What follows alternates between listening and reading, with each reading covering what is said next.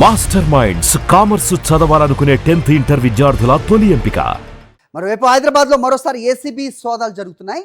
Multizone 2 deputy director Narahari ఇంట్లో ACB తనిఖీలు చేస్తోంది. కార్యాలయాలు, బంధువుల ఇళ్లలో ఏకకాలంలో సెర్చింగ్ చేస్తున్నారు. మొత్తం 10 చోట్ల తనిఖీలు జరుపుతున్నారు. ఏసీబీ అధికారులు ఆదాయానికి మించి ఆస్తులున్నాయని నరహరిపై ఆరోపణలు ఉన్నాయి.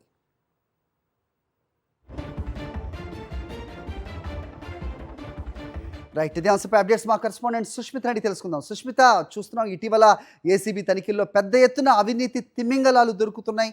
వందల కోట్లలో ఆస్తులు కూడా గుర్తిస్తున్న పరిస్థితి. ప్రస్తుతం నరహరి ఇంట్లో ఎలాంటి డాక్యుమెంట్స్ ఏమన్నా దొరికాయా? ఏంటి మీ దగ్గర ఇన్పుట్స్? హైదరాబాద్ లో ఏసీబీ అధికారులు తెల్లవారుజాము నుంచి మల్టీజోన్ 2 డిప్యూటీ డైరెక్టర్ నరహరి ఇంట్లో సోదాలు అయితే నిర్వహిస్తూ ఉన్నారు. నరహరికి సంబంధించిన సమీప బంధువులు, స్నేహితుల ఇళ్లలో కూడా సోదాలు జరుగుతున్నట్టు కూడా తెలుస్తుంది.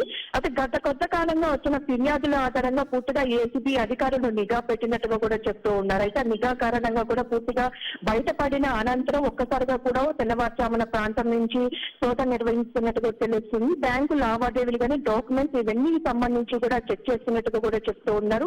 సాయంత్రం వరకు కూడా ఈ సోదాలు కొనసాగే అవకాశం అయితే కనిపిస్తుంది. లాల్ దర్వాజా, చాతమేనాక ప్రాంతాల్లో నరహరికి సంబంధించిన ఇళ్లు కానీ అలాగే బంధువుల ఇళ్లలో కూడా కొనసాగుతున్నట్టు చెప్తున్నారు. మొత్తంగా 10 ప్రాంతాల్లో ఈ సోదాలు అయితే నిర్వహిస్తున్నట్టుగా కూడా తెలుస్తుంది. సాయంత్రంలో పూర్తి కూడా ఏ విధంగా ఆయన సంపాదించారు అక్రమంగా, దానికి సంబంధించి బంగారం కానీ, డాక్యుమెంట్స్ కానీ, బ్యాంకు లావాదేవీలు, బినామీలు ఎవరైనా ఉన్నారా అన్న కోణంలో కూడా ఒకవైపు ఏసీబీ అధికారులు అయితే చెక్ చేస్తూ ఉన్నారు. సో పూర్తిగా సాయంత్రం వరకు కూడా ఒక పూర్తి విషయం అయితే బయటకు వచ్చే అవకాశం అయితే కనిపిస్తుంది. హరి, ఓకే. మరిన్ని అప్డేట్స్ కోసం ఛానల్ ను సబ్స్క్రైబ్ చేయండి. నోటిఫికేషన్స్ కోసం బెల్ ఐకాన్ పై క్లిక్ చేయండి.